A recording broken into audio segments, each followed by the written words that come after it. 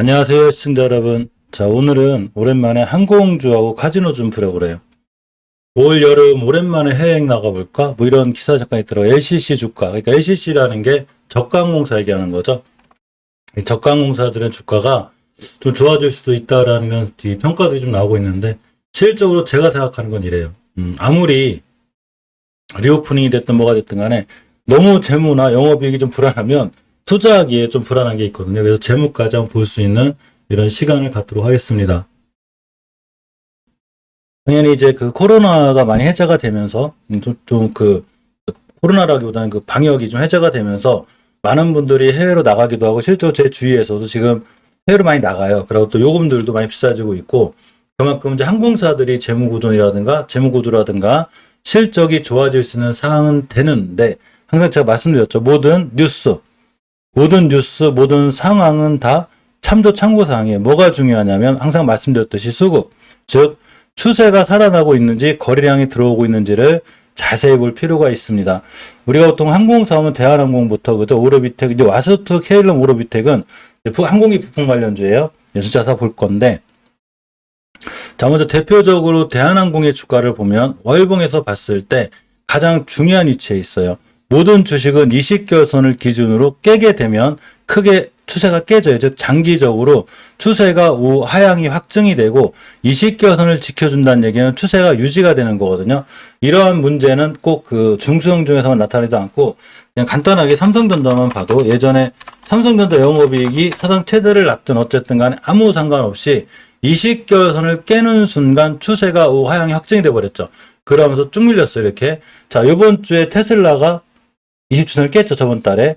그러니까 테슬라가 나쁘고, 일론 머스크가 뭔 얘기를 하든 말든 아무 상관없이 테슬라 주가 자체가 20개선을 깼기 때문에 이번 달에 또 급락하는 거예요. 즉, 그만큼 모든 주식은 추세에 순응하는데 20개선을 최초에 깬다는 얘기가 위험한 거죠.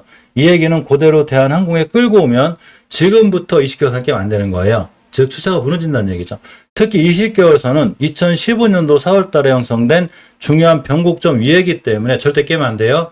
가격이 28,700원입니다. 지금 주가가 29,300원이죠. 즉 28,700원을 기준으로 매도 진행을 하면 딱 맞아요.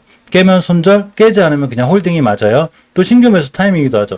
우리가 보통 매수가 있고로 손절가기 때문에 내가 매수하고자 하는 위치가 가장 위험한 자리는 맞아요. 깨면 손절하면 되니까. 근데 가장 위험한 자리에 들어가서 더 이상 위험해지지 않았을 때는 좋은 수익권에 있겠죠. 그만큼 대한항공은 20개월선의 자리가 굉장히 중요해 보입니다.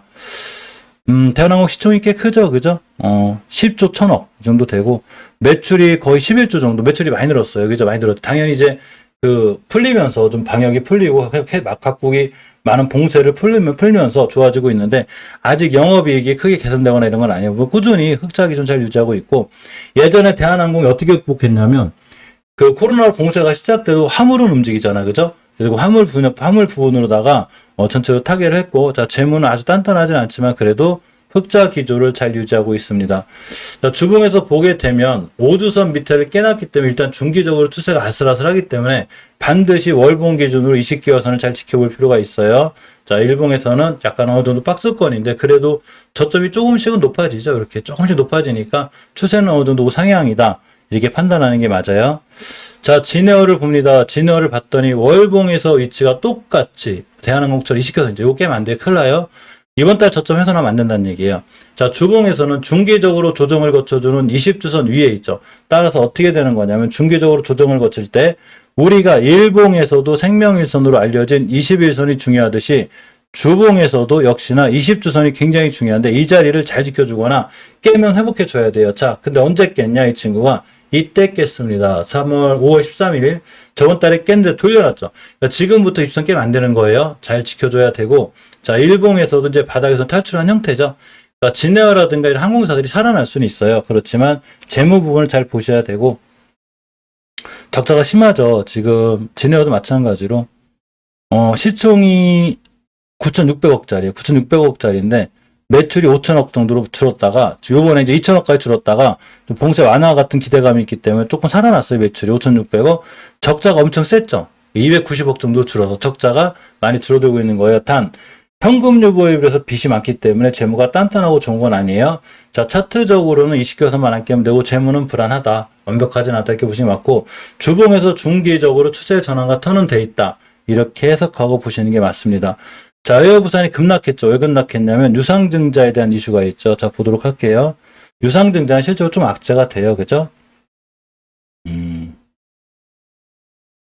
자, 일본 입국 규제 완화 수혜를 볼 것 같기는 한데, 어쨌거나 그죠? 증자로 인해서 에어부산이 그냥 뚝 떨어졌습니다. 유상증자는 좋은 건 아니에요. 그만큼 주식 물량 수량이 늘어나죠. 무상증자도 마찬가지예요. 그러면서 개파락을 했는데, 자, 이런 무상증자 한 이제 뉴스가 떴으니까 악재가 나온 거죠. 더 이상 이번 달에 저점을 깨면 안 되고 주봉에서도 추세 완전히 깨진 거예요. 즉, 저번 주에 저점인 1780원대를 이탈하지 않아야지만이 유상증자에 대한 악재가 어느 정도 반영됐구나, 녹았구나, 이렇게 하는 거지, 저점 계속 깨고 내려면 안 돼요. 여기를 기준으로 보는 게 맞고, 왜 재무를 잘 보고 계시라고 그러면 바로 저런 부분 때문에 그래요. 자, 현금 유보율이 아예 산정이 안 되고 있었잖아. 그죠? 저번 연도에 저번 산정이 안 됐거든요. 산정이 안 된다는 얘기는 자본이 자꾸 줄어들죠. 그러니까 당연히 현금 유보율이 약한 종목은, 제가 그랬거든요. 예전에도 현금 유보율이 너무 없거나 약하면, 부채가 크면 순간 우리가 생각도 못한 유상증자가 나온다든가 뭐 전환사채를 발행한다든가 이런 엉뚱한 행동을 하게 돼요. 내가 투자하고자 하는 어떤 종목이 꼭 그런 항공주가 아니더라도 일반 종목이 되더라도 현금 유보율이 단단하고 부채가 없는 게 기본적으로 좋은 거예요. 즉 리스크나 급락을 피해갈 수 있다는 얘기죠. 자, 시총이 3,600억입니다. 매출은 1,700억, 약하죠. 적자도 세다가 이제 적자가 좀 줄어들긴 줄어들겠죠. 그죠? 공사 하나가 됐으니까. 그렇지만 재무가 여전히 깔끔하고 좋은 건 아니다. 그렇게 생각하시면 되고, 저번 주에 저점을 절대 훼손하지 않아야 돼요. 자, TA항공을 봅니다. TA항공도 지금 각고의 노력을 하고 있는데, 일단은 저번 달에 20%는 깼기 때문에 추세가 우하향이 확정이 됐어요. 확정이 됐으면 어떻게 돼야 되냐? 저번 달에 저점인 2,500원대를 절대 깨면 안 돼요. 확물어져 2,500원 깨면 대신에 2,500원만 깨지 않으면 돼요. 자, 주봉에서도 이렇게 박스권이죠, 이렇게. 그러니까 저번 주에도 지켜졌으니까 지금부터도 저번 주에 저점을 깨지 않으면 됩니다. 일봉에서는 약간 돌아가는 모습이고, 자, 시총이 4,400억짜리죠. 매출이 이제 시총보다는 매출이 커서 다행인데, 영업이익 적자가 좀 줄어들 것 같아요. 그죠? 당연히 줄어들 거고, 현금 유보율이 산정이 안 돼요. 이러면 리스크가 되는 거예요. 이러면 유상증자, 무상증자, 막 이런 이슈가 계속 나와요. 계속 뚝 떨어지죠, 이렇게. 바로 그런 것 때문에 그린 거니까, 재무는 꼭 보고 가시기 바랍니다. 제가 항공주나 이런 종목을 투자하고 싶어도, 재무가 불안해서 못하는 거예요, 재무가 불안해서. 자, TA 홀딩스를 봅니다. 당연히 TA 항공과 같이 움직이긴 하는데, 월봉에서 위치가 낮긴 한데, 이렇게 보시면 추세가 완전히 깨졌죠. 즉, 5개월선을 깬 거예요. 완전히 깨진 거예요. 이전 저점인 649원대를 절대 훼손하면 안 되고, 주봉에서도 엄연히 추세가 좋거나 그렇진 않아요. 그러니까 좀 조심스럽게 투자해야 되고, 단 이전 저점인 649원만 깨지 않으면 어느 정도는 박스권 하단이다, 바닥이다, 이렇게 생각하시면 되고, 자, 재무는 당연히 현금 유보율 산정이 안 되죠. 그만큼 재무가 불안한 거예요. 그러니까 항공주 투자할 때는 너무 큰 금액 실으면 안 돼요. 어떤 일이 생길지 우린 몰라요. 조심해야 되고, 적자 폭은 줄어들 것 같긴 한데 역시나 리스크가 있는 종목이다, 이렇게 생각하시면 돼요. 시총이 766억짜리가 회사가 매출은 좋아요. 그렇지만 재무에 대한 부담과 불편함이 있기 때문에 내가 TA 홀딩스를 투자하기엔 좀 어렵다, 부담이 된다. 단 만약에 너무 떨어지고 너무 싸다는 생각이 들면 너무 큰 금액 말고 작은 금액을 투자하시는 게 좋습니다. 자, 제주항공이 제일 잘 살아나고 있죠. 제일 잘 살아나고 있고, LCC 관련은 제일 좋아요. 자, 추세가 굉장히 좋죠. 잘 살아나고 있고, 지금부터 5개선 안 깨면 일단 60개선까지 갈 수 있고, 뚫어주면 더 가요. 자, 주봉에서도 추세가 제일 쨍쨍하죠. 전혀 깨지 않아야 돼. 20주선을 깨지 않고 회복시켜줬고, 여기가 매물대가 좀 있긴 해요. 그 앞으로 20주선만 안 깨면 돼요. 자, 일봉에서도 좀 추세가 살아나고 있습니다. 재물을 잠깐 보면, 역시 엄청난 적자를 기록하고 있죠. 자, 시총이 1조 1,000억이에요. 1조 1,000억인데 매출이 7천억, 많이 줄었죠. 1조 1,000억인에서 2천억까지 줄었다니 엄청난 적자를 기록하고 있던 거예요. 코로나 때 그만큼 고통이 컸는데, 자, 지금은 좀 개선되고 있죠. 적자 폭이 많이 줄어들고 있어요. 현금에 비해서 부채가 많죠. 이러면 리스크가 있는 거니까 항공주를 왜 섣불리 못 들어가냐면 바로 이 부분, 이런 것 때문에 완전 잠식된 적도 있고 했기 때문에 제주항공도 조심스럽게 투자하는 건 맞는데 추세는 좋고 잘 살아있다, 이렇게 판단하시면 되고, 앞으로 주봉에서 이렇게 5주선, 20주선만 깨지 않으면 되는구나, 이렇게 생각하시면 돼요. 자, 아시아나항공을 봅니다. 완전 대바닥에 와 있어요. 월봉에서 보면 다중바닥 하단권이기 때문에 이런 자리를만 깨지 않으면 되고, 지금 상황은 매수할 타이밍이 맞아요. 주가가 싸다, 이렇게 생각하시면 되고, 주봉에서도 웬만하면 이런 자리 이탈 안 하거든요. 그러니까 가격이 좀 낮다, 이렇게 생각하시면 돼요. 자, 재무를 잠깐 보면 아시아나항공 같은 경우에 자, 유일하게 그래도 흑자 기조가 유지되어 있죠. 그러니까 재무적인 면에서는 그나마 아시아나항공이 괜찮은 거예요. 자, 시총이 1조 4천억인데 매출이 5조 7천억. 괜찮죠? 올해 굉장히 좋아질 거라 차라리 항공주에서 보려면 아시아나와 항공 정도가 좋고, 일단은 현금에 비해서 부채가 빚이 많은 회사에 이거는 감안하시고 하셔야 되고 리스크가 있다는 얘기죠. 그렇지만 차트는 이 정도면은 대바닥이구나 이렇게 생각하고 보시면 될 것 같습니다. 자, 아시아나 IDT인데 이 친구도 월봉에서 보게 되면 완전 바닥권에 있어요. 이제 5개월 선을 회복해 주려고 하고 있기 때문에 이전 바닥만 안 깨면 추세가 좋아져서 20개월 선 가격인 21,000원까지 갈 수 있어요. 자, 주봉에서도 박스권이죠. 이렇게 요자리 안 깨면 돼요. 더군다나 저번 주 종가상 5주선 위에 올려놨기 때문에 이제 추세 전환과 턴을 시도하고 있는 거고, 일봉에서 봤을 때 앞에 거래량이 잘 들어오고 대량 거래가 터지면서 올라갔었죠. 자, 보여드릴게요. 지상 지하로 나눠요. 지상 지하. 가격 조정 기간 조정이 길었는데 대량 거래가 들어왔다는 얘기는 누군가가 한 번 더 올라갈 수 있는 좋은 상황이 있을 수 있고, 리오프닝 관련해서 항공주가 뛸 때는 아시아나항공, 아시아나IT가 그나마 그래도 덜 불안한 거예요. 물론 재무적으로 단단한 건 아니에요. 자, 아시아나 IDT 같은 경우에 시총이 1987억, 매출이 1700억, 매출이 더 좋죠. 영업이익 적자한 적이 별로 없어요. 그러니까 아시아나 IDT가 그나마 좀 난 거고, 현금 유보율이 많죠. 그러니까 재무적으로는 아시아나 IDT가 제일 단단하기 때문에 아시아나 IDT를 투자하는 게 그나마 편한 거고, 월봉에서 이 바닥만 안 깨면 되고 주봉에서 추세를 돌려놨다. 순간 뛸 수 있으니까 유일하게 항공주 중에 재무가 제일 단단하고 좋은 건 아시아나 IDT라고 보시면 돼요. 자, 항공기 부품 관련주 중에 아스트가 있습니다. 월봉에서 보면 아직은 추세를 유지해주고 있는데 20개선 절대 깨면 안 돼요. 지금 아슬아슬해요. 가격이 6,280원대고 딱 여기 붙어 있는 거예요. 자, 주봉에서 있으면 밑에 있죠. 저번 주 저점 훼손하지 않으면 되고, 항공주가 잘 올라가면 아스트는 항공기 부품 회사예요. 그러니까 안 올라갈 수가 없죠. 같이 따라가는 거예요. 자, 일봉에서 봐도 역시나 추세 전환해주고 있기 때문에 아스트는 지금 사면 저점에 살 수 있는 좋은 기회가 되고, 이전 저점 훼손하지 않는 한은 매수는 수익권에 있을 확률이 굉장히 큽니다. 자, K럼입니다. K럼을 보게 되면 월봉에서 대바닥에 있어요. 이 친구는 그 항공기 부품사 하나를 인수하려고 그래요. 이제 저번 달 저점 4,100원만 안 깨면 실적으로 마진율이 좋고, 제대로 올라가면 아니면 마진폭이 좋아요. 자, 주봉에서도 옆으로 가고 있잖아요. 그러니까 이전 저점만 안 깨면 잘 올라가거나 뛰면 20주선만까지만 가도 42%의 수익률이 나오게 되고, 일봉에서 앞에 대량거래 들어왔죠. 이게 바로 그 항공기 부품사 인수권 때문에 그래. 앞으로 잘 보고 계시면 이전 저점만 깨지 않으면 K럼은 좋은 마진율과 수익을 줄 수 있으니까 잘 보고 계세요. 대신에 이전 저점 깨면 안 돼요. 확 무너져요. 모든 판단은 예상을 하고 사는 거기 때문에 대응 영역이죠. 주식은 맞추는 영역이 아니에요. 대응 영역이에요. 따라서 이전 저점 깨면 위험하거나 이렇게 하시는 게 좋고, 자, 이 모든 것에 대한 판단은 저희 기준이기 때문에 투자에 대한 판단 책임은 모두 시청자분들에게 있어요. 자, 오르비텍입니다. 원전 관련주이자 항공기 부품 관련주인데 딱 20개선만 안 깨면 돼요. 가격이 6,700원이고 주봉에서 보면 이수 회복해주고 있잖아요. 그러니까 순간 뛸 수도 있어요. 원전하고 같이 엮여 있는데 유일하게 원전 관련주이자 항공기 부품주가 오르비텍이에요. 그렇게 나쁘진 않아 보입니다.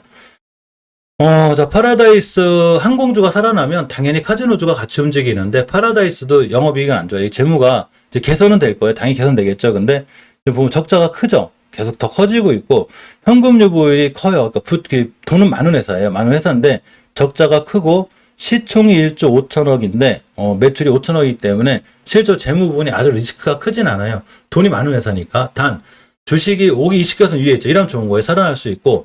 자, 주봉에서도 완벽하게 20선 위에 있기 때문에 다음 주에도 5주선 20선만 깨지 않으면 역시나 카지노주 살아날 때 파라다이스 잘 살아나고 있고, 벌써 살아났죠. 5%대 4% 잘 살아날 수 있어요. 잘 보고 계시고.